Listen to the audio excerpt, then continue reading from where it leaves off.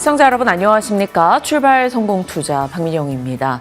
참 적응되지 않는 글로벌 증시의 흐름이 연출되고 있습니다. 우리가 워낙 좋은 장에 조금은 익숙해진 시기였기 때문이겠죠.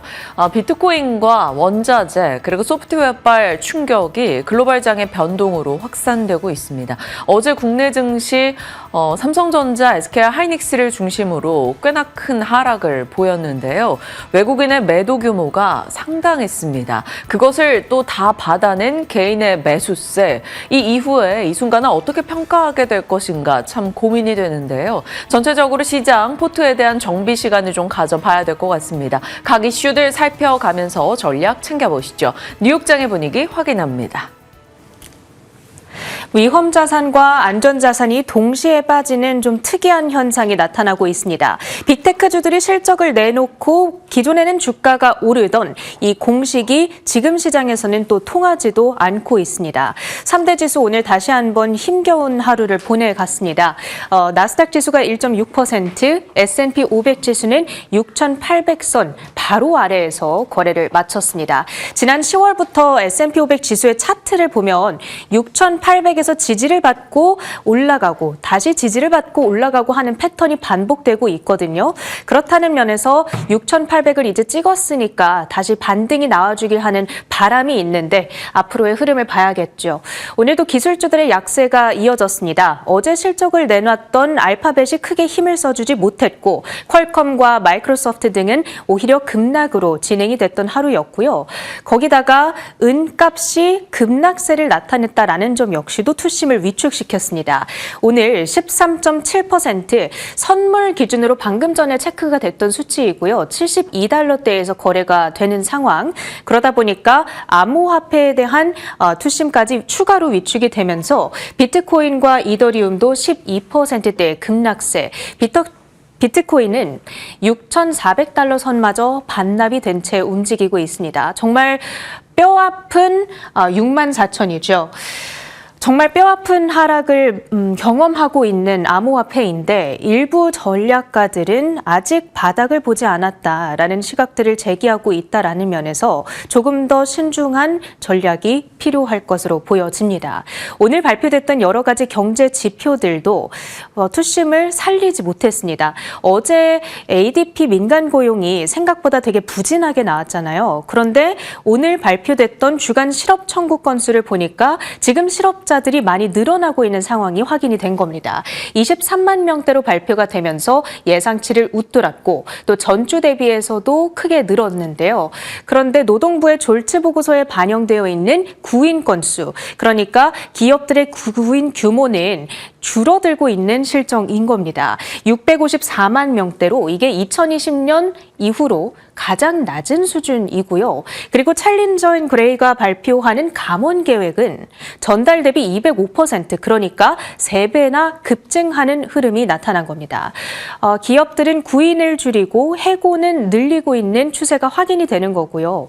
이렇게 실업자가 늘어나게 된다면 미국 경제를 떠받드는 핵심 축 가운데 하나인 소비가 미래에 줄어들 수 있다라는 면에서 우리가 반드시 주목을 해볼 필요가 있을 텐데, 따라서 다음 주 11일 발표되는 고용보고서 결과에 조금 더 주시를 해봐야 되겠습니다.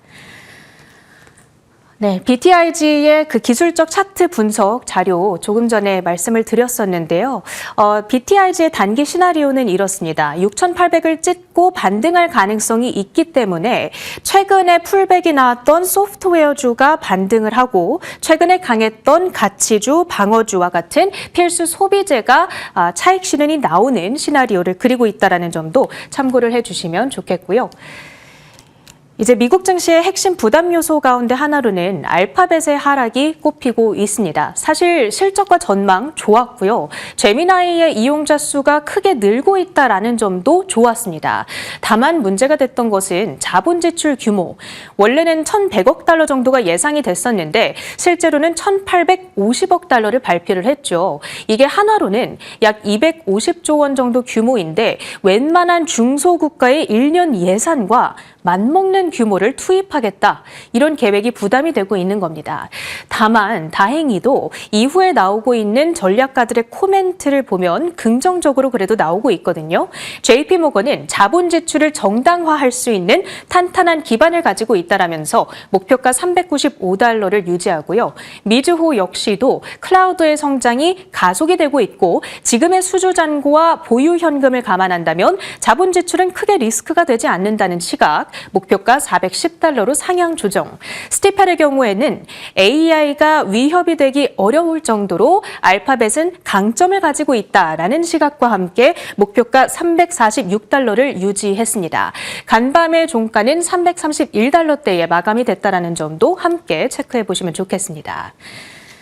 자, 이제 미국 증시에서 지금 가장 크게 화두가 되고 있는 미국 금융가에서도 가장 크게 화두가 되고 있는 이슈 들어가 볼 텐데요.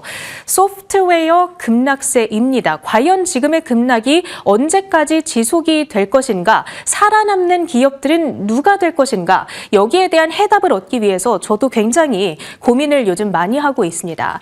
소프트웨어의 최근 급락의 트리거가 됐던 엔스로픽, 새로운 툴을 또 출시를 했습니다. 이 이름은 오퍼스 4.6이라고 하는 도구인데요.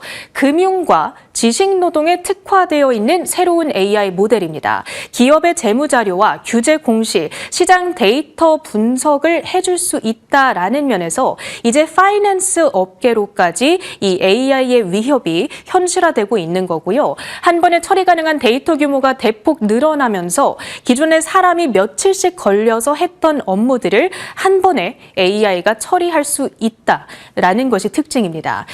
그러면서 저희도 이제 경제방송이다 보니까 정말 자주 인용을 하게 되는 기업인데 팩트셋이라는 회사가 있죠. 7%대의 급락세를 나타냈고요. S&P 글로벌 PMI 지수를 말씀드릴 때 이 회사가 그 지수를 통계하고는 하죠. 3%의 마이너스, 그리고 소프트웨어들을 모아놓은 ETF, IGV의 경우에는 5%의 급락세를 간밤에 나타낸 겁니다. 추가적인 하락세를 보인 거고요. 그런데 지금 소프트웨어 기업들은 이러한 클로드 혹은 AI의 위협에 반박을 하고 나서고 있습니다. 대표적으로 톰슨 로이터, 얼마 전에 엔스로픽이 법률 도구를 출시하면서 톰슨 로이터의 주가는 이틀 만에 16%나 급락한 바가 있었죠. 그런데 CEO는 우리의 독보적이며 고품질의 콘텐츠는 깊이 있는 전문 지식이 결여된 AI로 대체할 수 없다라고 얘기를 하고요. ICE 역시도 비슷한 논리를 펼치고 있습니다.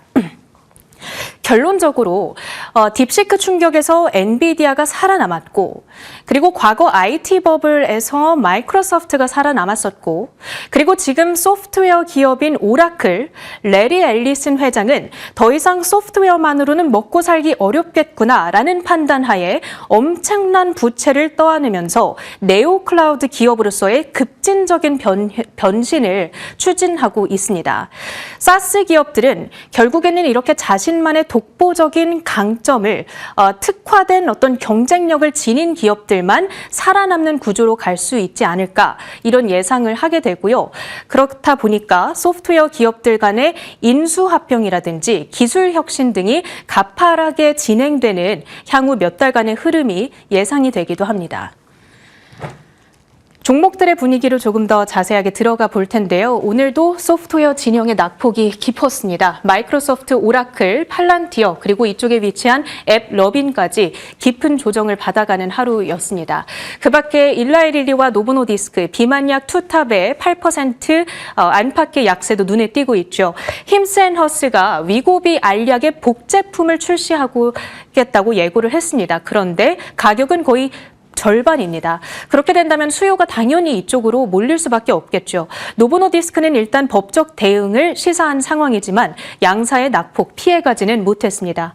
에스티로더도 20% 가까운 급락세를 나타냈는데요. 사실 헤드라인 넘버 좋았거든요. 전망도 괜찮았는데 문제는 관세로 인한 비용 부담이 있다라는 점을 시인했고, 그동안 한 1년 동안 주가가 한 60% 정도 올랐던 바가 있기 때문에 밸류에이션에 대한 부담도 어느 정도 자리를 하고 있었습니다. 마감 후에 나온 아마존의 실적까지 간단하게 리뷰를 해보도록 하겠습니다. 매출액 2,133억 9천만 달러, 비트죠. 그리고 1.95달러의 EPS가 발표가 됐습니다. 컨센서스가 1.96달러니까 지금 살짝 미스로 확인이 되고 있네요. 네, 그리고 AI 자본 지출 규모의 경우에는 2천억 달러로 발표가 됐는데 사실 시장에서는 1,461억 달러를 예상하고 있었던 터라 역시나 캐펙스 규모 훨씬 더 큰 규모로 발표를 했습니다. 그럼에도 불구하고 영업이익률이 예상에 부합했다라는 점은 그나마 좀 다행스럽게 여겨볼 수 있는 대목일 텐데요. 하지만 애프터마켓에서의 주가 낙폭을 피해가지는 못하고 있습니다. 현재 아마존 9.3% 애프터마켓에서의 하락세를 보이는 가운데 알파벳과 메타, 소프트웨어, 반도체주 전반까지도 함께 압력을 받아가고 있는 상황입니다. 오늘 우리 증시 어떻게 방어 전략을 세워볼 수 있을까요? 지금부터 가보시죠. 여러 가지 해외 변수에도 불구하고 굳건했던 국내장이 어제는 미국장보다 조금 더 큰 폭의 흔들림을 보였습니다. 양지수 모두 다 하락이었죠. AI 기술주 그리고 미국의 반도체 하락, 거기에 알파벳의 AI 지출 투자를 늘리겠다라는 소식이 그 전 거래일 미국장 마감 이후 우리가 주요하게 보고 있던 포인트였었습니다. 삼성전자와 SK하이닉스 등은 결국에는 AI 지출이 늘어날 경우 이득을 볼 수 있다라는 측면으로 일말의 기대를 좀 하고 있었는데 어제는 외국인과 기관의 수급이 그리 도와주지 못했습니다. 원달러 환율이 1,470원에 접근했고요. 외국인이 어제 코스피에서 매도한 금액만 5조에 달합니다. 정말 어마어마한 금액이 쏟아졌고 그것 이상으로 받아낸 것이 바로 개인들의 자금인데요. 수급적인 흐름을 보시면 개인들은 6조 7천억 정도의 매수세를 코스피장에서 보여주기도 했습니다. 개인 투자자가 사들인 것은 코스피만은 아니고요. 코스닥도 마찬가지입니다. 시가총액 1위부터 20위권까지 모두 다 하락했던 코스닥인데요. 외국인과 기관의 매도 물량 이쪽에서도 상당했죠. 그 이상으로 또 개인이 매수하는 모습이 나타났습니다. 어제 코스닥에서도 하락 종목 개수가 1,250여 개 정도인데 상승 종목 개수는 400여 개밖에 되지 않았습니다. 그만큼 굉장히 전체적으로 하락의 색이 짙었던 하루였다라는 것을 명확하게 바라볼 수 있었고요. 단기적으로 기술적인 경고음이 여기저기서 울리고 있습니다. 비트코인이 밤사이에 끝내 66,000달러까지 붕괴되는 흐름이 있었죠. 심리적 지지선이 7만 달러였었는데 이것까지 너무 속절없이 내어주는 모습이었습니다. 그리고 투기성 자금이 유입됐었던 금과 은 등 원자재 쪽 은을 중심으로 약세 움직임이 도드라지게 나타나고 있는 최근이고요. 나스닥도 100일 이동평균선을 이탈하는 모습이 최근 추가됐었죠. 이러한 흐름 속에 마진콜 등의 여러 이슈를 달고 전체적으로 자산의 변동이 나타나기 시작했고요. AI 밸류체인, 우주 이런 쪽에서도 같이 떨어지는 모습 포착되고 있는 요즘입니다. 나흘 만에 코스피에서 9조 이상을 던진 외국인, 이것을 그나마 우리 장에서 버티고 있는 것은 고객 예탁금, 개인들의 매수세, 순환매로 지수 자체가 그래도 주간 기준으로는 매도 규모 대비 잘 버티고 있다라고 볼 수 있겠습니다. 어제장의 충격은 조금 있었죠. 자, 어제 그러면 그나마 버텼던 쪽이 어디였을까요? 확실히 실적 시즌이다 보니까 예상 이상의 좋은 실적이 나왔을 때는 확실한 반응을 보여주는 것 같아요. 코스피 시가총액 상위 20위권 내에서 오른 종목 딱 2개 있습니다. 근데 그중에 하나가 어제 셀트리온이었다라는 평가이고요. 카카오뱅크도 예상을 상회하는 실적으로 좋은 흐름이 나타났죠. 그리고 태양광 쪽에서는 HD 현대 에너지 솔루션 그리고 CM 플러스 등의 종목이 일부 생존했다라고 볼 수 있겠고요. 중국인 관광객과 유통, 엔터, 음식료단의 상승 흐름이 눈에 띄었습니다. 어제 카지노 쪽 미나이커 브리핑 해주셨었고 호텔 언급도 해주셨는데 롯데관광개발과 GSPN의 강세 흐름이 나타냈고요. 대형마트 규제가 조금 완화될 수 있다 라는 기대 속에 어제 이마트가 굉장히 시원한 주가 상승을 나타내기도 했습니다. 그래서 이런 소비 유통 관련한 종목군들이 하나의 좀 대화 피처가 될 수 있을 것인가 시장은 바라보고 있고요. 약간의 하락이 억울했었을 것으로 이야기가 나왔던 APR 어제 강한 반응을 보여주기는 했습니다만 그 전 거래일처럼 장중 변동이 굉장히 컸습니다. 급등했다가 상승폭을 이렇게 줄이는 모습, APR 수급적으로 굉장히 어지러운 그래도 그나마 버티는 흐름이었다라고 볼 수 있겠습니다. 어제장에 대한 정리였고요. 지금 여러 가지 불안 요소 등이 산적해 있는 가운데 비트코인 상당히 큰 그러니까 가상자산의 충격이 주식시장까지 영향을 주고 있다라는 평이 나오고 있죠. 지금 한 달 사이에 비트코인, 이더리움, 리플 등의 시세가 심각합니다. 리플은 거의 반토막이 나 있는 상황이죠. 마이클 버리가 이런 얘기를 했었죠. 역겨운 시나리오에 가시권에 들어와 있다. 비트코인이 주요 지지선을 이탈하면서 막대한 가치 파괴로 이어진다라는 게 그의 시나리오죠. 최악의 경우 비트코인이 5만 달러대까지 밀릴 수 있고 채굴 업체들이 줄도산하게 되고 매수자가 전무한 블랙홀이 나타날 것이다. 이런 얘기를 하고 있습니다. 실질적으로 지금 고점 대비 이런 코인 시장 40% 이상씩 빠지는 곳들이 너무나 많죠. 그러다 보니까 이런 비트코인 같은 경우는 대량 보유하고 있는 기업들은 큰 손실에 대한 우려가 있을 수밖에 없습니다. 마이크로스트레치드 등이 마찬가지가 되겠죠. 코인베이스도 그렇고요. 하락 시 레버리지에 동원해서 매수했던 투자자들이 지금 강제 청산당하면서 가격 하락을 부추기고 있다라는 평가 등이 나오고 있고요. 코인, 귀금속을 묶은 복합 금융상품의 거래가 늘어나면서 이쪽 원자재 와 코인 쪽이 함께 빠지는 현상이 도드라지는 최근이다라고 시장에선 얘기하고 있습니다. 바이트트리에서 이런 얘기를 했어요. 비트코인과 미국의 소프트웨어 상장지수 펀드의 상관 개수가 0.73까지 올라왔다. 보통 0.7 이상이면 거의 같은 방향으로 움직인다라고 볼 수 있다라는 겁니다. 소프트웨어가 지금 여러 이슈로 인해서 주가 급락이 나타나고 있죠. 이 비트코인 쪽도 인터넷을 기반으로 한 자산이기 때문에 같이 타격을 받고 있다. 이런 시각이 나오고 있네요. 그러니까 결국 금속과 코인과 소프트웨어의 변동이 같이 좀 맞물려 있다는 것을 확인할 수가 있습니다. 과거에는 사실 이런 자산의 흐름이 이렇게까지 커플링 되지는 않았었는데요. 최근 들어서는 각종 레버리지가 동원되는 시점에서 커플링 되는 현상이 짙었었기 때문에 지금의 동반 하락이 조금은 납득이 되지 않나 싶습니다. 비트코인의 하락 그리고 은가격의 급락 여기에 소프트웨어의 하락까지 촉발되면서 전체적으로 약간 위험 자산에 대한 선호가 많이 좀 줄어들고 있구나라는 것을 느끼고 있습니다. 뉴욕장의 하락 요소들 한번 보실까요? 일단 알파벳부터 시작을 해보죠. 알파벳의 AI 투자, 매출과 성장에 대한 불균형이 벌어질 것이다 라는 우려감으로 해석되고 있습니다.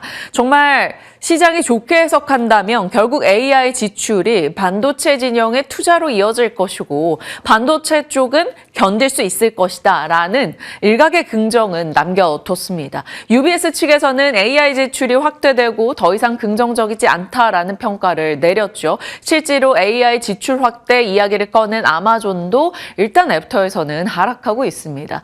퀄컴의 가이던스가 부진했죠. 글로벌 메모리 쇼티지로 인해서 이 AP 설계 판매 자체도 타격을 받았다라는 겁니다. 그러니까 모바일 단위 타격이 있었다라는 것이죠. 쇼티지라는 것을 여기서 또 키워드를 뽑아볼 수 있기는 합니다. 자, 비트코인의 7만 달러 붕괴, 위험자산 매도를 자극하고 있습니다. 비트코인, 원자재, 소프트웨어 변동 속에서 사모펀드의 운영이 좀 타격을 받지 않았냐 이런 일각의 시각도 나오고요.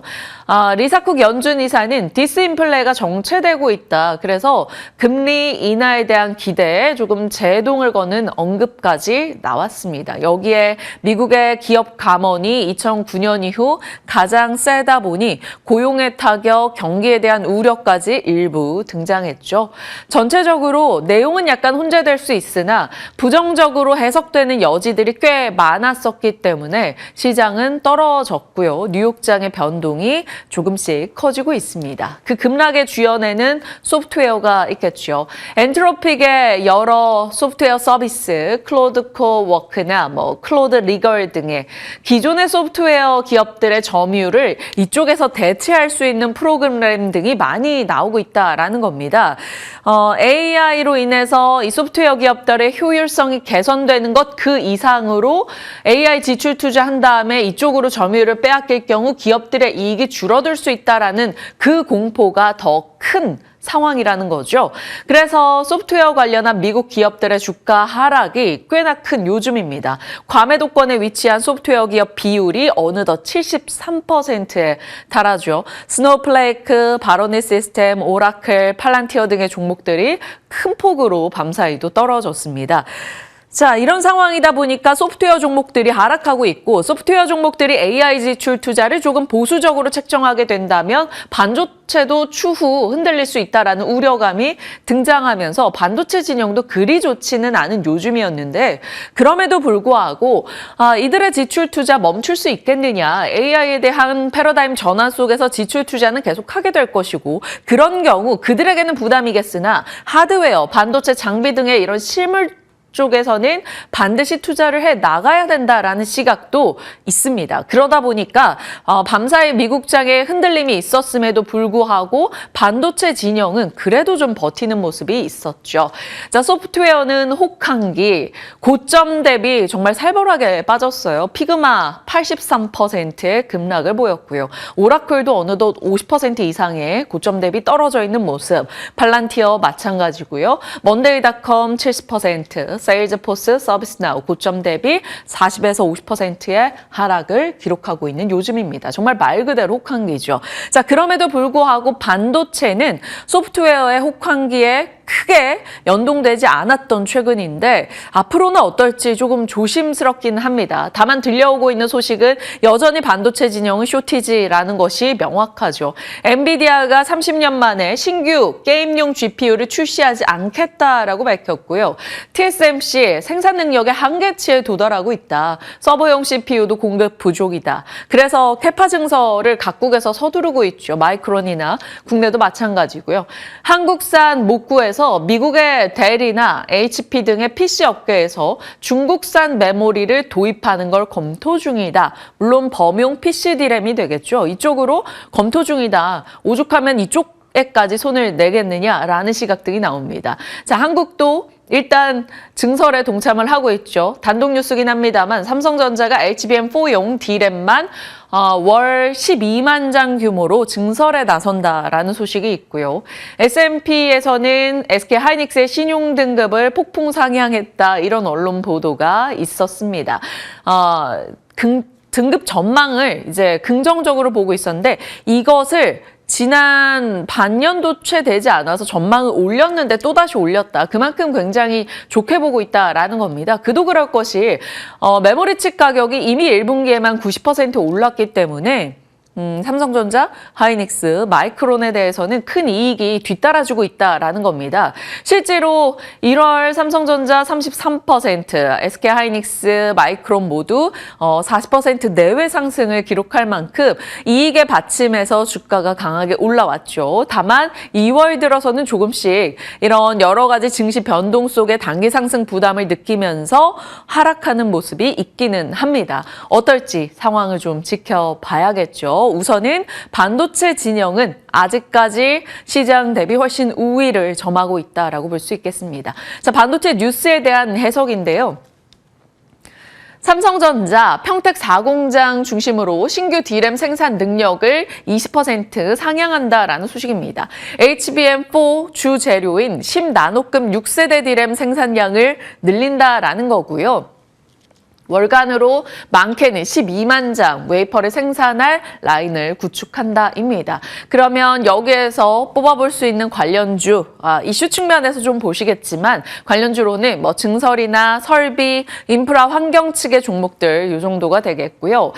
10나노급 6세대 D램입니다. 아무래도 미세공정 키워드가 들어갈 수밖에 없다 보니까 뭐 화학 물질이라던가 관련해서 볼 수 있는 포토, 식각, CMP 관련 종목들 넣어봤고요. HBM4 대응이기 때문에 관련한 종목들도 같이 체크해봤습니다. 자, 또 하나가 앞서 봤던 미국의 HP와 델, 중국산 메모리 반도체 도입을 검토한다라는 소식이었죠. 창신 메모리 제품의 품질 검증 절차에 들어갔다라는 소식인데 PC 범용 D램 시장의 중국 침투 가능성이라는 키워드로 보시면 되겠습니다. 그러면 중국향 이력이 있는 기업들은 이 정도. 아무래도 이런 종목군들은 트레이딩성의 성격이 조금 짙습니다. 이런 이슈로 반응할 때는요. 중국향 이력이 있는 쪽 이 정도고요.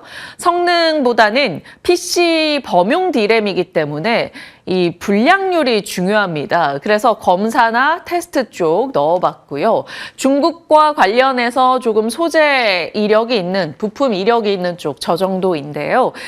물론 SNS 택이 테마적으로 보는 것은 아닙니다만 이번 이슈에 한해서 움직일 때는 또 테마성 흐름으로 반응이 나올 수 있다. 이 정도 참고해 주시길 바랍니다. 반도체에 대한 시각이었고요. 자, 뉴욕장은 반도체 방어에도 불구하고 이게 뉴욕 증시 각 테마별로 분류해둔 판인데요. 정말 불띠불습니다. 이게 국내장이었다면 모조리 다 상승이겠지만 뉴욕장은 정말 다 내렸다라고 해도 과언이 아닐 정도죠. 다우와 나스닥, S&P 500 지수 모두 다 떨어졌습니다. 고용도 좋지 않았고 코인의 변동성, 가격의 하락, 증거금의 부족으로 주식 매도의 흐름이 나타났습니다. 이쪽이 바로 전기차 진영인데요. 테슬라, 이제 테슬라가 글로벌 전기차 점유율 기준, 인도량 기준으로 3위로 떨어졌다라는 소식이 있었죠. 이제 1, 2위가 모두 중국이 되겠습니다. 비아디와 지리차인데요. 그러다 보니까 테슬라 등도 같이 밀리는 모습이 나타났고요. 앞서 봤던 소프트웨어발 충격으로 소프트웨어 진영도 일제히 하락하는 모습이 있었죠.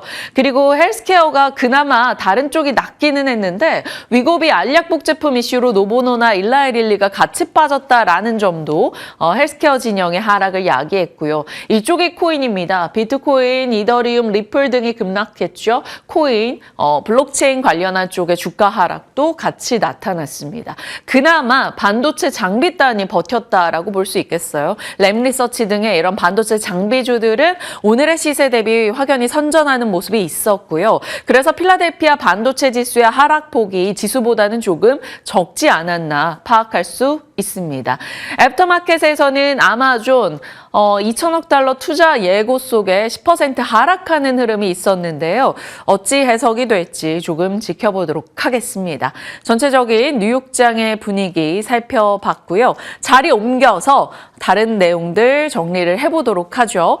자, 분위기 파악하겠습니다. 전체 시장 자체는 오늘 그리 도움될 만한 소식이 미국장에선 들리지 않았습니다. 내부적으로는 동일하죠. 정책 모멘텀 혹은 코스닥에 대한 육성의 의지 등은 나오고 있습니다. 고객 예탁금도 여전히 높은 수준이고요. 다만 미국 증시가 꽤 많이 흔들렸고 오늘 주말을 앞두고 있다라는 점에서 어제 국내장 하락에 대한 또 반발 매수세가 강하게 들어오기에는 한계가 있지 않을까 싶기는 합니다.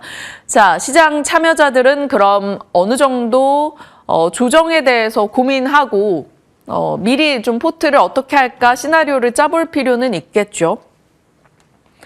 반도체 중심의 매매를 지속해야 될까요? 그렇다면 소프트웨어 투자의 혜택은 반도체가 보겠다. 반도체 쇼티지는 계속되고 있다. 메이저 수급이 유입될 때는 그 선택지 결국 1번은 반도체일 것이다 라는 게 뒷받침이 돼줄 거고요.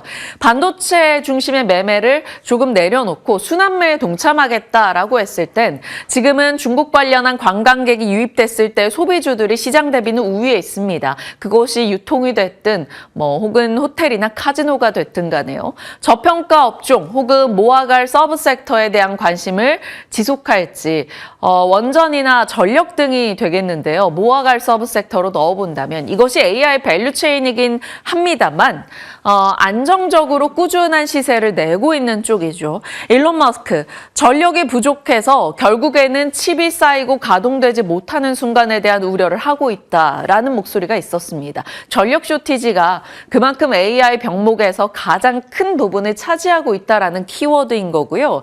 블룸버그 NEF 측에서는 중국이 미국의 6배에 달하는 발전 설비 용량을 추가하고 있다. 결국 이런 발전 설비 송전망 프로젝트는 각국의 패권 속에서도 연결이 될 수 있는 핵심이다라는 것입니다. 실제로 꾸준했고 쉬었다가도 또 가는 흐름이 나타나고 있어서 차라리 맘 편하게 이런 전력이나 지금으로서는 대미 협력 1순위 자리에 차지하고 있는 원전을 체크해야 될 것인가 궁금해집니다. 정부가 대미 투자 카드로 제시했던 APR 1400 제안을 했는데요. 미국 원전 르네상스에 동참을 한다. 이게 한국이 이제 개발하고 설계한 경수로 원전입니다. 이 부분에 대한 얘기. 그러니까 결국 한미 원전 협력에 대한 얘기가 많이 나오고 있어서 그냥 오히려 빠질 때마다 조금씩 모아가는 원전 이런 식으로 대응을 해야 될지 고민이 필요할 것 같습니다. 자, 그나마 좋은 소식이 있었어요. 미국에서 블룸에너지가 애프터마켓 실적을 내놓고 예상을 상회했습니다. 그래서 애프터마켓 기준으로 상승하는 흐름이 있어서 SOFC 쪽 체크는 합니다만 지금 시장에서 이쪽에 공격적인 베팅이 들어갈지는 모르겠습니다. 자, 현금 비중을 늘릴지 아니면 어제 저희 출연자 언급대로 정말 지수 기준 인덱스 ETF 쪽으로만 대응을 할지 궁금해집니다. 투자자들은 과연 어떤 선택을 하게 될지 같이 좀 고민해 보고요. 이제 테마단에서는 현대차 그룹의 자율주행 키워드 뉴스들이 좀 많이 나오고 있어서 하나씩 넣어보긴 했습니다만 공격적인 배팅보다는 이런 이슈가 있다 정도 보시면 되겠습니다. 최근에 방어주의자 굉장히 공격적으로 선택할 수 있는 종목 중 하나가 바로 SK텔레콤이라서 넣어봤습니다. 지금 소프트웨어의 하락을 촉발한 게, 급락을 촉발한 건 바로 엔트로픽의 AI 소프트웨어 서비스이죠. 이것이 주요 소프트웨어의 점유율을 빼앗을 수 있다라는 우려감도 있었습니다. 엔트로픽에 지분 투자를 한 SK텔레콤을 같이 떠올려보자라고 말씀을 드렸었는데 엔트로픽의 지분 가치 1조 정도로 시장에서 평가를 하고 있습니다. 배당에 대한 불확실성이 있었죠. 그런데 컨퍼런스 콜에서 감액 배당을 추진하겠다라는 소식을 내놨습니다. 그래서 일정 부분 배당에 대한 의지를 확인하고 불확실성이 해소됐다라는 평가이고요. 대신증권에서 목표 주가 97,000원을 제시했습니다. DB에서는 9만 원을 내놨네요. 2024년도 주가 한 10% 올랐고요. 작년에는 여러 가지 보안 문제 터지면서 증시가 그렇게 잘 갈 때도 가지 못했습니다. 3% 하락이었죠. 그런데 올해 들어서는 이제 엔트로픽 이슈로 인해서 정말 한 달여 만에 이만큼 45%의 상승을 나타냈습니다.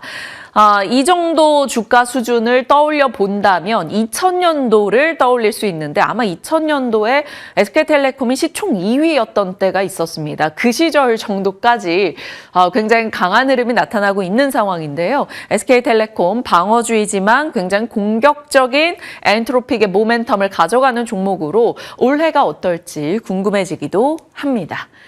자, 그리고 빅 이벤트 주간 이제 마무리되는 오늘입니다. 네이버의 실적 나오고요. 카카오페이, 하나시스템, 대한전선 이런 기업들의 실적 체크가 필요하겠죠. 아마존과 블룸에너지 실적은 발표가 됐습니다. 자, 어제 어닝 서프라이즈 낸 기업들 정리해봤는데요. 셀트리온, 한미약품, KB금융, 그리고 산일전기, 에코프로 BM. 에코프로 BM도 워낙 기대치가 높지 않았어서 그랬을까요? 예상보다 굉장히 좋은 실적을 내놨습니다. 지금은 시총 상위라는 점, 그리고 각종 로봇이든 뭐든 배터리 소재 등이 필요하다라는 점에서 이런 쪽도 모멘텀을 받을지 궁금하네요. 일단 은행주들의 실적은 거의 다 좋을 것으로 예상을 했는데 어닝 서프라이즈가 나왔다. 이 정도 확인해 보겠습니다. 시장 속 이슈들 살펴봤고요. 섹터 뉴스 들어가 볼게요. 미나 코너 어느 쪽입니까? 네, 제가 노래 한 소절을 부를 건데요. 글을 통해서 한번 맞춰보시길 바라겠습니다. 하나, 둘, 셋, 넷. 유행가 신나는 노래 나도 한번 불러본다. 이게 지금 전 세계적으로 퍼지고 있는 기조를 가장 잘 묘사한 가사가 되지 않을까 싶습니다. 엔터주들이 시장에서 뜨거운 관심을 예전에 비해서 많이 받고 있고요. 그리고 그만큼 실적도 잘 나오고 있습니다. 어제 같은 경우에는 디어유가 호실적을 기록하면서 외국인과 기관의 동반 매수세가 들어오기도 했고요. 그리고 주가 자체도 이번에도 굉장히 강한 탄력을 받아 나갔습니다. 이번에 디어유가 이렇게 주가 탄력을 받을 수 있었던 것은 호실적이 원인이었는데 그 실적을 확인해 보시면 모두 다 컨센서스를 대폭 상회했다는 것을 확인해 보실 수 있습니다. 매출액 같은 경우에도 전년 대비 33% 넘게 증가했고요. 영업이익은 무려 YOY 기준으로 100% 넘기는 상승률을 나타냈는데요. 이번 호실적의 배경을 살펴보시면 체질 개선이 정말 제대로 이뤄지고 있다. 이 부분을 확인해 보실 수 있습니다. 우선 환율 환경이 우호적으로 조성이 되고 있다는 점 긍정적인 모멘텀으로 자리를 잡고 있고요. 그리고 3분기 웹 결제 시스템을 도입했는데 이것이 이제 비용은 줄이고 실적은 개선시키는 가장 주된 요인으로 작용이 됐습니다. 예전에는 앱 결제 시스템을 사용했을 때는 수수료가 30% 가까이 됐는데 이번에 자체 웹결제 시스템으로 바꾸고 나서부터는 수수료가 30%에서 5%까지 대폭 줄어드는 영향을 받게 됐고요. 그리고 이에 따라서 4분기 영업이익률은 기존 34%에서 41%까지 대폭 증가하는 모습을 나타냈습니다. 그리고 이번에 중국 사업도 순항 중이라는 점도 긍정적인 모멘텀인데요. 작년 3분기에 이제 QQ 뮤직의 버블 서비스를 런칭했는데 점에 대해서 속도가 가팔라지고 있다라는 평가와 함께 이에 대한 기대감이 이제는 실적으로 가시화됐다라는 점에서도 긍정적인 평가를 받고 있습니다. QQ 뮤직 내에 입점되어 있는 아티스트 수도 지난해 3분기에는 15명에 그쳤지만 이번에 4분기에는 74명까지 늘어났다고 하는데요. 그만큼 그 인기도가 매우 높아지고 있고 입점 수도 가팔라지면서 앞으로에 대한 기대감도 한층 더 높아지고 있습니다. 키움증권에서도 긍정적인 코멘트를 제시했는데요. 이번 마진율 개선은 일회성 요인이 아닌 구조적인 변화로 판단해 볼 수 있다면서 굉장히 긍정적인 코멘트를 줬고 서비스 초기 단계로 IP당 평균 구독자 수는 제한적이지만 웨이버 팔로워 1,000만 명 이상을 보유하고 있는 메가 IP들의 입점이 본격화될 것으로 보이는 만큼 그에 대한 기대감을 걸어볼 수 있다. 그리고 이것은 결국에 실적으로 이어질 것이라면서 앞으로의 전망을 긍정적으로 제시했습니다. 자, 이제 엔터주들을 살펴볼 때 어제 많은 분들께서 댓글에 그런 말씀을 남겨주시더라고요. 엔터주들은 이제 단순히 테마가 아니라 섹터로 자리를 잡아가고 있는 것 같은데 언제 주가가 튀어오를 것인가 이런 점들을 궁금해하시는 것 같았습니다. 최근 이제 재료 자체는 굉장히 풍부하기 때문에 이제는 시간 문제이지 않을까 이런 생각도 드는데요. 지금 재료들을 살펴보시면 가장 최근에는 그래미 어워드 2016에 대한 기대감 그리고 그에 대한 발표 이 부분이 자리를 잡고 있습니다. 캐대언의 골든이 영상미디어 부문에서 최우수 노래상을 수상을 했고요. 그리고 로제나 캣차이 같은 경우에 수상을 하지는 못했지만 후보로 등록이 되면서 그 위상을 우리가 한 번 더 체감해 볼 수 있었습니다. 그리고 앞으로 우리가 좀 이벤트 플레이를 기대해 볼 수도 있을 것으로 보이는데 2월 말 부근에는 아이브의 정규 2집이 발표가 되고요. 그리고 블랙핑크의 미니 3집 컴백 이슈가 있기 때문에 블랙핑크, YG 엔터에 대한 기대감도 한 번 더 걸어볼 수 있을 것으로 보입니다. 그리고 3월 말과 4월 초에는 드디어 이 BTS 효과에 대한 기대감이 주가에 반영이 되지 않을까 이러한 부분들을 기대해 볼 수 있는데 21일에는 BTS 컴백 라이브 아리랑과 관련해서 넷플릭스에서 생중계가 된다고 하고요. 그리고 27일에는 다큐멘터리 영화 BTS 더 리턴이 넷플릭스에 단독으로 공개가 될 것으로 보입니다. 이것이 가져올 효과 같은 경우에는 이제 많은 사람들에게 알릴 수 있다는 점이 아마 가장 큰 효과가 될 것으로 보이는데 그 효과에 힘입어서 팬층을 조금 더 넓힐 수 있을 것인가 이것이 관건이 될 것으로 보이고요. 4월 9일에는 대망의 월드 투어가 시작이 되는 날입니다. 고향 스타디움에서 3회를 시작으로 해서 전 세계 34개 도시에서 월드 투어가 진행될 것으로 보이고요. 내년까지 총 79회 공연이 예정되어 있습니다. 이제 엔터사들을 살펴볼 때 과거에는 엔터사 리레이팅 기준이 음반 판매량이라든지 중국 시장 재개 여부에 그쳤습니다. 하지만 요즘에는 이제 K-팝이 글로벌적으로 다 확산이 되고 있다 보니까 그 기준 자체도 다양화됐고요. 이제는 단연 중국 시장에만 국한되는 것이 아니라 다양한 기준에서 발을 뻗어나갈 수 있다는 차원에서 조금 더 기대를 해볼 수 있을 것 같습니다. 이제 현재 리레이팅 기준 같은 경우에는 공연이 얼마나 진행이 되는지 그리고 평균 평균 티켓 가격이 어느 정도 높이로 책정이 되는지 MD 매출 그리고 라이선싱 매출이 자리를 잡고 있는데요. 여기서도 세대 차이를 느껴볼 수 있고 최근 이러한 기준에 맞춰서 우리나라 엔터사들의 눈높이가 높아지고 있다는 점도 주목을 해봐야겠습니다. 특히나 하이브 쪽으로 기대감이 매우 높아지고 있습니다. 앞서서 제가 말씀드렸던 BTS의 컴백이라는 이슈가 굉장히 큰 모멘텀으로 작용이 될 것으로 보이는 만큼 그에 대한 관심도도 높아지고 있는데요. 우선 핵심적인 요약을 먼저 살펴보자면 작년 하반기 내내 이어졌던 실적 부진과 비용 부담은 여전히 있습니다. 하지만 어닝 쇼크는 이제 지난해를 마지막으로 해서 올해부터는 실적과 밸류에 대한 재평가가 기대가 된다라는 코멘트가 제시되고 있고요.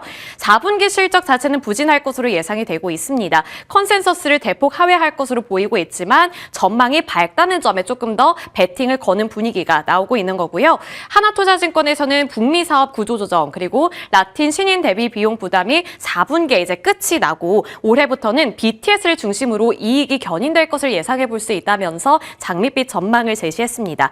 유한타증권에서도 투어 실적이 올해 2분기부터 본격적으로 반영이 될 것으로 보이고 총 4개 분기 이상에 걸쳐서 이 실적 반영은 진행이 될 것으로 보고 있는 만큼 어떻게 보면 올 한 해 내내 계속해서 실적에 대한 기대감은 높아질 것으로 점치고 있는 분위기입니다. LS증권에서는 하이브에 대해서 엔터 4사 중에서 가장 견조한 실적 모멘텀을 갖고 있는 기업이다. 그리고 최소 노주를 유지하겠다라고 밝힌 만큼 하이브 쪽으로는 4분기 실적 이번에 발표되는 실적 내용이 시장의 예상치에 못 미치면서 실망스러울 수 있지만 그에 연연하지 않고 앞으로 그 기대감에 베팅을 해보자라는 의견들이 조금 더 많이 나오고 있습니다. 자, 계산기를 두드려 보겠습니다. 하이브에 대한 전망이 긍정적으로 나오고 있는데 왜 이렇게 잘 나오고 있는 것인가 이 부분이 궁금하시죠? 그리고 제가 앞서서 리레이팅 기준이 최근에는 많이 바뀌었다라고 말씀을 드렸습니다. 그리고 그러한 기준들을 다 적용을 해봤을 때 하이브가 돈을 많이 벌어들일 것으로 전망되고 있는데요. 가격표 같은 경우에 한국 가격은 최소 19만 원대에서 최대 26만 원대로 책정이 되고 있고요. 일본 같은 경우에는 23만 원에서 41만 원까지 예상이 되고 있습니다. 그리고 서구권 같은 경우에는 통상 아시아 지역의 가격보다 훨씬 더 높게 책정이 되는 만큼 이번 가격 티켓 가격이 어떻게 형성되는지에 따라서 실적에 대한 눈높이도 높아질 수 있다는 점 보셔야 될 것 같고요. 그리고 이번에 추정되고 있는 모객수 같은 경우에는 약 350만 명입니다. 그리고 추가적으로 일정을 감안할 경우에는 총 450만 명 이상을 예상해 볼 수 있는데 이는 시장에서 예상하고 있었던 컨센서스를 대폭 상회하는 수준인 만큼 티켓 가격이 어떻게 형성되는지에 따라서 그리고 모객수를 함께 더해봤을 때 어느 정도 실적이 나오는지 이런 것들도 앞으로 예의주시해봐야겠습니다. 그리고 지금 증권가에서 예상하고 있는 총 티켓 매출액 같은 경우에는 올해 같은 경우에는 1조 원에서 약 2조 원 가까이 예상이 되고 있고요. 2027년 내년에는 2조 원을 돌파할 것으로 예상되고 있습니다. 하이브의 목표 주가 계속해서 높아지고 있습니다. 최근에 BNK증권에서는 46만 원으로 새롭게 목표 주가 제시했고요. 키움증권에서는 45만 원으로 TP 상향, 하나증권에서 44만 원, 메리츠증권에서도 43만 원 구간까지 목표 주가를 상향했습니다. 종가 확인해 보시면 지금 36만 원대에 머물러 있고요. 지금 이것도 거의 고점에 가깝습니다. 최근 들어서 가파르게 우상향 그래프를 그려 나가고 있는 만큼 여기서 업사이드를 더 높게 열고 있다는 건데 말씀드렸던 BTS 효과 그리고 제가 앞서서 자세하게 다루지는 않았지만 캐츠아이가 서구권에서 흥행을 하고 있기 때문에 캐츠아이에 대한 기대감도 함께 높아지고 있습니다. 중국 효과, 예전에는 중국 효과가 거의 다라고 했잖아요. 그런데 최근에는 그 중국 효과가 조금씩 옅어지고 있고 발을 넓히면서 어느 정도 리스크를 해지하는 그러한 모습도 기록이 되고 있습니다.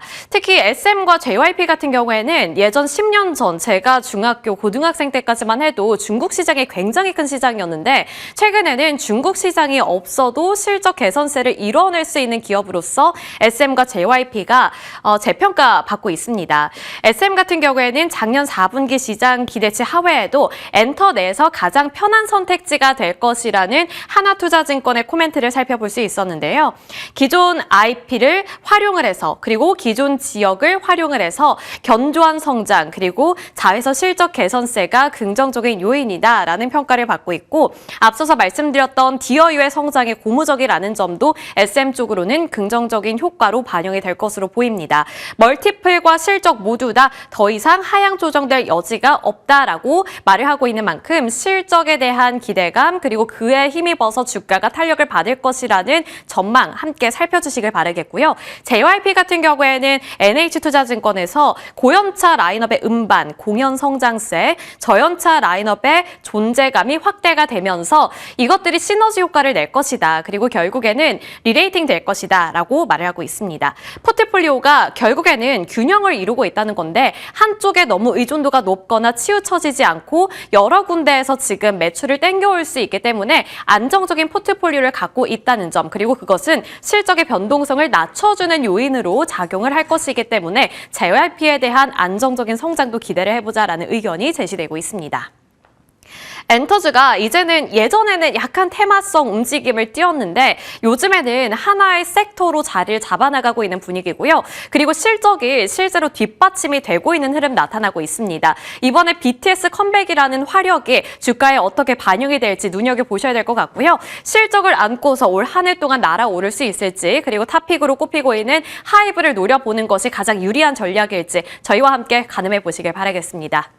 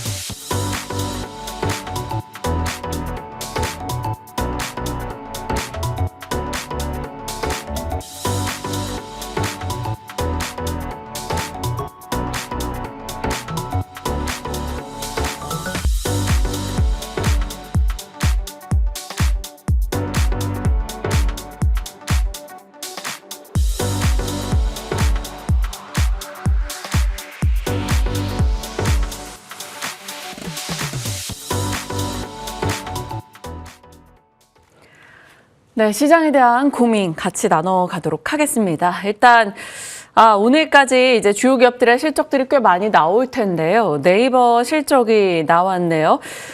매출액과 영업이익 컨센에 거의 부합하거나 소폭의 미달이 되겠습니다. 매출액은 컨센 대비 한 2% 정도 부족하게 나왔네요. 전체적으로 QOQ, YOY로는 증액이긴 합니다만 조금 아쉽긴 합니다. 영업이익은 연중 최고 6,100억 원대를 기록했어요. 컨센에 한 1% 정도 상회하는 수준이고요. 전체적으로 오늘 네이버의 실적의 주가 반응이 어떻게 나타날지 조금 살펴봐야 될 것 같습니다. YOY, QOQ 기준으로는 괜찮은데요. 약간의 시장의 컨센이라는 것이 지금은 좀 더 불편하게 만드는 내용이 되겠네요. 다만 네이버 실적에 대한 혹은 내용에 대한 주가에 대한 기대치들이 워낙 지금은 좀 낮아져 있는 상황이다 보니까 이에 어느 정도 반응을 보일지는 좀 지켜봐야 될 것 같습니다. 자, 실적을 비롯해서 여러 가지 이슈들 하나씩 점검하면서 전략 챙겨보도록 할게요. 자, SK증권 조성우 부장님과 오늘 함께합니다. 부장님 어서 오세요. 네, 안녕하세요. 안녕하십니까. 네. 조성우 부장님, 보통은 저희가 시장 질문부터 드리는데 네이버 실적 봤으니까 네이버 얘기해보죠. 네이버 이제 따님한테 주식 물려줘야 될 것 같다고 굉장히 안 올라서 답답하다 이런 얘기 하셨었는데 네. 어떠세요? 지금 실적 보고 나서 평가가. 일단 예상치보다는 조금 아쉬운 측면들은 있는데 그래도 좀 이런 거 있습니다. 그래도 네이버의 실적 기조는 해마다 사상 최대를 계속 경신하고 있다는 거죠. 그러니까 매번 시험을 볼 때마다 점수가 1, 2점씩은 계속 올라가는 사실 어떻게 보면 굉장히 우등생이고 네. 모범생인 종목 중에 하나인데 근데 또 우리 딸 얼굴을 떠올리니까 또 이 혼수를 또 당근에서 사줘야 되나 좀 이런 걱정. 또 오늘 또 시장 만만치 않을 텐데 말이에요. 맞아요. 근데 네이버는 지금 뭐 단기적으로 보기엔 굉장히 좀 어려운 종목 중에 하나인 것 같아요. 결국에 이제 긴 호흡으로 좀 볼 수밖에 없는 거고 그러다 보면 또 이제 이렇게 뭐 SK텔레콤처럼 그렇게 좀 한번 기지개를 펴는 날이 있지 않을까. 하지만 실적이 조금 뭐 기대치에는 조금 못 미치긴 했습니다만은 그래도 뭐 네이버가 네이버 했네 정도로 그냥 그렇게 할 수 있을 것 같습니다. 네. 그러면 뭐 갖고 계신 분들이라면 그냥 보유 의견으로 정리를 할 수 있을까요? 예, 긴 시각으로 대응하겠다 전 하시면. 네이버는 뭐 보유 의견은 드릴게요. 그러니까 사실은 좀 아쉬운 거는 요즘 시장에 그래도 소외주 쪽이 계속 좀 반란을 일으키고 있고 그런 면에서 본다고 하면 우리가 알고 있는 시총상위 초대형주 중에서 아직 좀 소외돼 있는 종목이 뭐 네이버나 셀트리온 정도겠죠. 네. 근데 뭐 셀트리온도 요즘에 조금 힘을 내고 있는 모습이니까 네이버라고 뭐 천년 만년 사실 지금의 밸류만 가지고 좀 재평가를 해줘도 이거보다는 주가가 좀 올라 있어야 된다라고 보는 부분이기 때문에 네이버는 저는 뭐 꾸준히 뭐 좀 보유 의견을 드릴 테지만 이게 오늘 당장 내일 당장 이렇게 반전을 좀 주기는 힘들 것 같다. 이런 정도로 봐야 될 것 같습니다. 알겠습니다. 네이버가 했다라는 말이 너무 속상하기는 한데 일단 지금 뭐 진입의 추천의 느낌은 아니고 보유자라시면 또 장기적으로 갈 각오가 되어 있다면 보유의 의견을 할 수 있는 언젠가 한 번에 반전을 줄 수 있는 종목으로 얘기를 주시긴 하셨습니다. 자, 전체적인 시장 톤을 그럼 보도록 할게요. 어제 양지수 좀 세게 흔들렸어요. 삼성전자, 하이닉스를 비롯해서 시총 상위 종목들이 거의 다 내렸습니다. 뭐 일정 부분 어느 정도의 조정을 각오했던 터라서 네. 사실 어제장의 그런 불안보다는 밤사이 이제 비트코인, 은, 소프트웨어의 급락 이것이 그러면 당분간은 조금의 조정 가능성을 더 열어놓고 봐야 되는 그것이라면 포트 비율을 어떻게 해야 될까 이게 고민되더라고요. 그러니까 저는 사실은 이제 요즘에 제 개인적으로 시장을 보는 관점 어제도 제가 뭐 말씀을 드렸습니다만 일단 시끄러운 데는 좀 피해 있자라는 말씀을 일단 네. 드렸고 그다음에 이제 설 연휴가 이제 임박을 했단 말이에요. 아무래도 뭐 또 시장이 되게 뜨거우면은 또 이제 뭐 설 연휴 전에도 뭐 주식을 사서 갈까요? 팔고 갈까요? 뭐 이런 게 좀 이슈가 되겠지만 지금 그런 거를 고민하기에 앞서서 지금 내 주식이 막 흔들리게 생긴 상황이다 보니까 아무래도 이제 설 연휴 전에는 저는 이제 현금 비중을 좀 그래도 확보를 해놔야 여러분들이 또 연휴 기간에 떡고기라도 좀 제대로 드시지 않을까. 전 그런 생각이기 때문에 뭐 객장에서도 좀 설 연휴 전에는 그렇게 무리해서 베팅을 하지는 않는 이런 그쵸. 관점이에요. 그래서 저도 지금 구간은 저는 그래도 좀 이제 수익이 난 쪽은 뭐 사실 지금 뭐 은도 그렇고요. 뭐 비트코인도 그랬고 지금 빅테크 쪽도 그렇고 지금 다 사실 차익 실현 욕구가 굉장히 네. 좀 크기 때문에 이런 좀 급락이 좀 나오고 있는 부분이죠. 그러니까 뭐 혼자 거기서 뭐 고집 부려서 버틸 이유는 없을 거라는 생각이 들기 때문에 적어도 뭐 수익이 난 부분이 있다면은 지금은 좀 그걸 좀 현금화 해놓고 또 뭐 그런 부분을 또 이제 명절 때 좀 기분도 좀 내시면서 좀 그런 어떤 구간이 아닌가 생각합니다. 어느 네. 정도 이익을 좀 챙겨도 괜찮은 공격적인 베팅을 하기가 조금 곤란한 명절을 앞뒀다라는 이벤트 또 많이 올라와 있는 자리라는 점에서 얘기를 주셨습니다. 비관론이라기보다는 일정 부분의 호흡 조절을 해야 되는 시기이다라고 볼 수 있을 것 같아요. 그러면 좀 시끄럽지 않은 쪽에서의 아이디어를 계속해서 저희가 추적해 나가고 있는데 그럼에도 불구하고 시끄러운 곳에 대한 대응 전략도 해볼 그렇죠. 필요는 예, 그럴 수밖에 있거든요. 없어요. 네. 정작 더 문제는 이슈가 많이 나와서 변동이 커지는 것에서 투자자들이 소가리를 한다라는 겁니다. 반도체 진영 이제 미국발 여러 이슈로 인해서 흔들림이 있었던 어제인데 그래도 미국에서 또 오늘 새벽 기준으로는 반도체 장비주들 이런 쪽은 잘 버텼어요. 결국 이 소프트웨어발 여러 우려가 하드웨어의 투자로 이어지는 것이기 때문에 결론적으로는 이쪽으로는 더 괜찮지 않을까? 조정시 매수해야 되지 않을까? 이 논리는 계속 살아있거든요. 예. 자, 우리가 이제 시점상으로 보면 제 기억에는 삼성전자가 이제 10만 원 넘을랑 말랑할 때 그때도 이제 지금 같은 그 AI 뭐 과잉 투자 논란 네. 노이즈가 분명히 있었죠. 그 노이즈 구간에서의 고민이 지금 고민과 좀 비슷한 것 같아요. 물론 이제 그때와 지금이 다르다라는 것은 그 이후에 이제 반도체 쪽의 주가가 더 올라 있다라는 거겠죠. 그러다 보니까 더 변동성도 극렬해지는 것 같은데, 사실은 저는 이제 소프트웨어 쪽이 결국엔 키를 잡고 있다는 생각을 많이 해요. 그러니까 지금 빅테크 쪽에서 공격적인 이 그 캐펙스 투자나 이런 부분들은 결국에 이제 나중에 그 투자를 통해서 이제 소프트웨어 쪽에서 그걸 이제 수익화하는 쪽에 대한 전제였잖아요. 그런데 최근에 시장에서 보게 되면 그러니까 이제 파는 쪽에서는 뭐 이제 너희들이 뭐 이거 사가서 뭐 돈을 벌든 말든 뭐 우리는 뭐 니들이 뭐 달라니까 뭐 주니까 우리 실적이 좋아진 건데. 네. 막상 이제 사간 쪽에서는 쟤들 저러다 뭐 카드값이나 뭐 갚겠어? 사실 이런 우려였잖아요. 근데 지금도 좀 마찬가지인 것 같아요. 이를테면은 이제 방금 발표된 아마존의 실적을 보더라도 뭐 클라우드 쪽의 매출 예상치 상회하고 다 좋았어요. 다 좋았고, 근데 여기에 이제 또다시 이제 그 투자를 또 발표를 했는데, 이 투자액이 이제 시장에서 예상한 것보다도 또 이제 높은 규모의 네. 이제 투자라는 거죠. 그러니까 저는 사실 이제 이러면서 좀 최근에 뭐 구글도 뭐 어제 그랬고, 아마존도 그랬고, 그리고 아마존이 클라우드 쪽의 점유율이 제일 많은 기업이에요. 그러니까 여러분들이 보면 클라우드의 점유율을 보면 구글이나 뭐 마이크로소프트가 1등일 것 같은데 지금 아마존의 지금 클라우드 지금 비중이 제일 큰 또 기업이기도 해요. 네. 그래서 저는 어렸을 때부터 예를 들면 구글이나 마이크로소프트는 분명히 인류를 지배하려고 이러고 있나 보다 생각을 했는데 사실 그런 전제라고 보면 이런 투자가 과하지 않을 수도 있거든요. 나중에 궁극적으로 언젠가는 그들이 추구하는 뭔가 목적 달성을 위해서 네. 이 친구들은 이게 필요하다고 생각을 해서 이렇게 투자를 집행하는 것이겠거니 막연하게 생각할 수는 있는데 근데 이걸 시장 논리에 대입을 해보게 되면 시장에서는 클라우드 쪽이나 이 소프트웨어 쪽의 실적이 예상보다 좀 더디다고 생각하는 상황이고 여기 이제 최근에 이제 엔트로픽이 또 트리거가 됐죠. 예전에 예를 들면 생성형 AI가 막 각광을 받을 때 갑자기 딥시크가 출현해가지고 엄청난 충격을 줬었잖아요. 이제 그런 것처럼 이제 소프트웨어 쪽에 그렇게 과도한 투자가 과연 맞는 것인가라는 물음표가 붙다 보니까 이제 그러다 보니까 이제 이 하드웨어 쪽에 대한 어떤 수요, 뭐 감소, 뭐 피크아웃 이런 우려가 생기는 거죠. 그러니까 결국에 이제 소프트웨어 쪽에 대한 어떤 시장의 걱정 이런 부분들이 좀 불식이 돼야 되는 부분인데 일단 다행스러운 거는 어제도 그랬고 오늘도 그랬고 어쨌건 구글이나 아마존 실적을 내고 또 투자 확대를 한다라는 그 자체로 보면은 어제 간밤에 나스닥 같은 경우에는 낙폭이 제법 나오긴 했습니다만은 네. 뭐 예를 들면 뭐 마이크론이나 엔비디아는 굉장히 좀 버텨주는 모습이었단 말이죠. 그러니까 결국 이제 소프트웨어 쪽에 투자, 뭐 물론 나중에 뭐 우리가 이걸 사가지고 돈을 벌든 못 벌든 뭐 그건 둘째 문제고, 우리는 투자를 확대하고 있다라는 그 자체는 결국 AI에 대한 어떤 사이클은 계속 이어간다는 쪽이기 때문에 네. 지금의 이 시끄러움만 좀 우리가 잘 극복한다면은 다시 또 시장은 좋은 기회를 줄이려 보고 있습니다.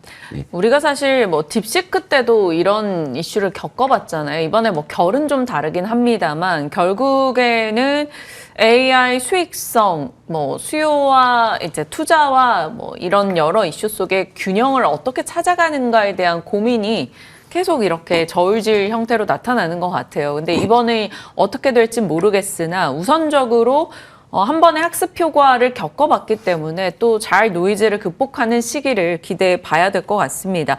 일단 사이클 측면에서는 가격, 수요, 실적 이것이 찍히고 있기 때문에 조정 시 매수 관점으로 볼 수 있는 반도체 쪽입니다. 삼성전자와 하이닉스 반도체 소부장 어느 쪽에 좀 더 우위를 두십니까? 저는 기본적으로 그래도 결국 이제 삼성전자나 SK 하이닉스의 그 실적의 어떤 가시성이 제일 좋잖아요. 그렇기 때문에 저는 역시나 뭐 반도체 투톱을 중심으로 해서 관심을 계속 유지해야 된다는 것이고, 다만 이제 제 관점은 이겁니다. 뭐 어제 오늘 흔들린다고 이것이 이제 매수 타협점이냐라는 부분에 대해서는 좀 기술적인 영역이기 때문에 그런 부분은 오늘 제가 뭐 이렇다 저렇다 말씀드리기는 어렵습니다만은 일전에도 AI 노이즈로 굉장히 그 반도체 진영이 흔들렸을 때 이내 그것이 잦아들었을 때 다시금 또 이제 추세를 보여줬다는 측면에서 본다고 하면 역시 투톱이 중심으로 좀 있어야 되지 않느냐 이런 생각을 하고 있어요. 네. 자, 그러면 이쪽에서 살짝 이제 쉬어가는 흐름이 나온다면, 최근에 이제 여러 고민을 같이 포트에 대해서 하고 있었는데요. 쉬었던 쪽에서 실적이 좋은 쪽, 요런 걸 봐야 되는 것인지, 아니면 최근에 이제 이슈가 있는 쪽에서 약간의 관심을 키워가야 될 것인가를 고민하고 있었습니다. 아니면 아예 그냥 현금 비중 확 늘려서 맘 편하게 쉬던가요. 그런데 우리는 이제 시장 투자자들을 위한 전략이다 보니 참여하는 쪽에서 아이디어를 뽑아볼게요. 셀트리온 혹은 좀 못 갔었던 유통, 뭐 이런 쪽에서 어제 반등이 있었습니다. 셀트리온은 못 갔다 플러스 실적이었고요. 유통은 중국 이슈, 대형마트 규제 완화 뭐 이런 것들이었는데 이쪽에 대해서는 어떤 종목 좀 괜찮게 보고 계시는 거 있을까요? 일단 종목을 말씀드리기에 앞서서 지금의 시장은 그러니까 너무 이제 지역적인 어떤 종목의 등락의 기준이 아니라 이제 요즘 여러분들의 그 심리가 많이 흔들리고 계시잖아요. 그래서 요거를 좀 다른 비유로 좀 말씀드리고 싶은 게 사실 뭐 주식이나 인생이나 그게 저는 크게 다르다고 생각을 하진 않아요. 그런데 그동안에 우리 시장이 어땠냐면 예를 들면 코스피가 남산이라고 우리가 가정을 해볼게요. 그럼 남산에 올라갈 수 있는 가장 손쉽고 빠른 방법은 케이블카죠. 네. 그럼 우리는 그동안 이제 삼전 닉스라는 좋은 케이블카가 있었죠.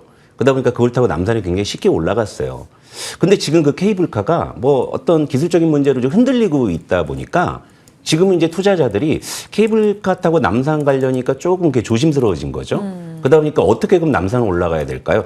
장충당 공원에서 걸어 올라갈 수도 있고 명동길에서 걸어 올라갈 수도 있고 아니면 그 노란 버스 있잖아요. 그걸 타고 올라갈 수도 있습니다. 그러다 보니까 우리 시장에서는 그동안 케이블카만 타고 오르락내리락 하다 보니까 남산 주변에 있는 것들을 많이 놓쳤죠. 그 풍경들을. 이를테면은 케이블카만 타고 올라가서 밑에서 돈가스만 먹고 가고 나 남산 갔다 왔다가 그동안 먹혔는데 지금 그게 안 되다 보니까 걸어 올라가다 보니까 어머 이런 길이 있었네? 어머 이런 맛집이 있었어?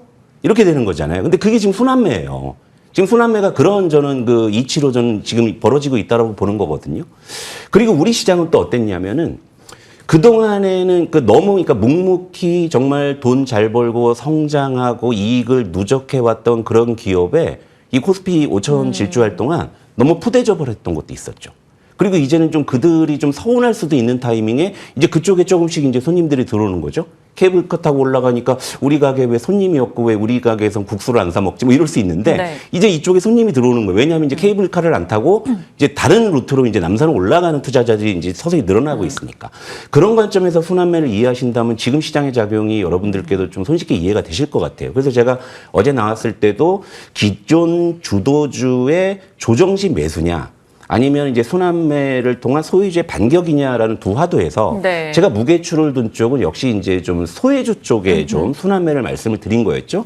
그래서 어제 이제 중국 소비주 같은 경우도 굉장히 좋은 모습을 보였고, 자 이러다 보니까 어제 이제 중국 소비주가 그 어떤 좀 순환매 1순위 섹터로서 부각이 됐고 또 설 연휴 직전에 중국인들이 또 이제 대거 입국할 것이다라는 뉴스가 막 전달이 되고 있잖아요. 네. 그러다 보니까 어제 여행주 같은 경우에 막 급등이 나오기도 했고, 뭐 카지노도 좋았고 호텔도 좀 좋았습니다. 그렇다면 지금 시장 분위기가 여전히 좀 반도체 쪽이 좀 부담스러울 수밖에 없다라고 본다고 하면 이쪽에 좀 순환매 기조는 계속 이어질 가능성이 있겠죠. 그렇다면 뭐 종목 같은 경우에 뭐 어제도 예를 들면 하나토, 물론 하나토가 여행주 중에서 제일 들어올랐어요. 다른 거 다 올랐는데.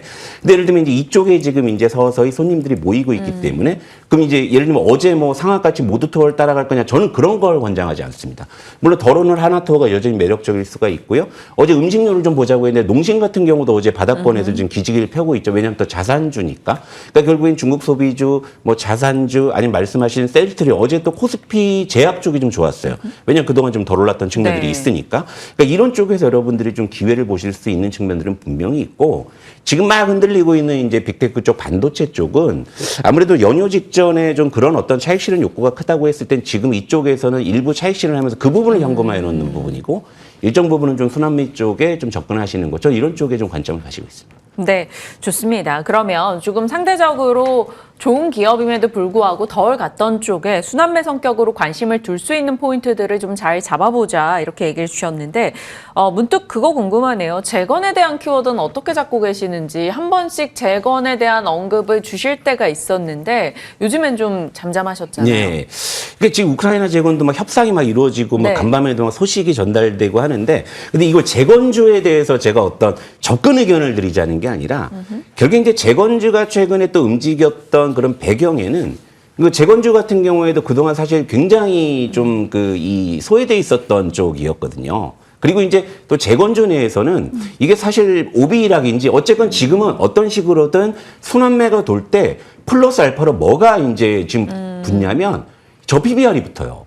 저 PBR이 좀 신기하게 붙더라고요. 네. 예를 들면은 뭐 서부TND나 뭐 GSPNL 같은 중국 소비주 쪽에서도 그랬고 음식료 쪽에서도 뭐 농심 같은 경우가 그랬고 그러니까 이런 식으로 지금은 하이브리드 모멘터 이를테면은 중국 소비주가 좋은데 종목을 찾아보는데 얘가 저 PBR이네 그러면 좀 더 마음이 편해지는 그러니까 그러니까 이런 거거든요. 근데 이제 우크라이나 재건 같은 경우에도 좀 저PBR 종목들이 좀 있어요. 네. 그러다 보니까 이제 그런 쪽도 이제 부각되면서 수급을 더한 그런 모습이긴 한데, 다만 이제 우크라이나 재건 테마 같은 경우에는 이 협상 결과에 따라서 급등락이 반복될 수 있기 때문에 뭐 이쪽 테마에 우리가 관심을 갖자라는 것이 아니라, 지금 움직이는 어떤 테마나 섹터의 배경을 보게 되면 지금 코스피의 PBR이 1.6배까지 올라와 있거든요. 그러니까 이제 어느 정도 이제 코스피 자체는 저평가가 많이 해소된 측면이긴 한데, 네. 아까 말씀드렸다시피 묵묵히 돈 잘 벌고 이익 누적해놓고 했던 그런 어떤 기업들이 서운할 수도 있었다라는 부분인데, 지금 그런 쪽에 지금 이제 수급이 들어오기 때문에 일단 우리가 어떠한 관점에서 종목을 접근하더라도 저 PBR, 그리고 어제 제가 중국 소비재 음식료 말씀을 드렸지만 또 새롭게 보이는 게 섬유 우복 쪽도 좀 최근에 군집성이 나오더라고요. 영업무역이 어느새 신고가예요. 그리고 JS 코퍼레이션 따라오더라고요. 그러다 보니까 자연스럽게 뭐 한세실업이라든지 이런 종목들도 우리가 또 이제 관심 있게 볼 수 있겠죠. 근데 이런 어떤 섬유 우복주들도 PBR 1배 미만의 지금 자산주라는 특징을 또 가지고 있는 거죠. 그러니까 지금의 시장에서 움직이는 종목들의 특징을 보게 되면 역시 이제 저 PBR이 가미된 종목들이 많이 있기 때문에 이게 여러분들께는 좀 팁이 될 것 같다. 이렇게 좀 말씀을 드리도록 할게요. 네. 저 PBR 종목들 내에서 시장에서 순환매 성격으로 잠시 우리의 대피처가 돼줄 수 있는 종목군들 얘기해 주셨습니다. 이 부분에 대해서 전체적인 톤이 어땠는지 여러분이 잘 전달받으셨을 거라 생각이 드니까요. 여기서 마무리 짓고 인사드리겠습니다. SK증권 조성우 부장님과 함께했습니다. 고맙습니다.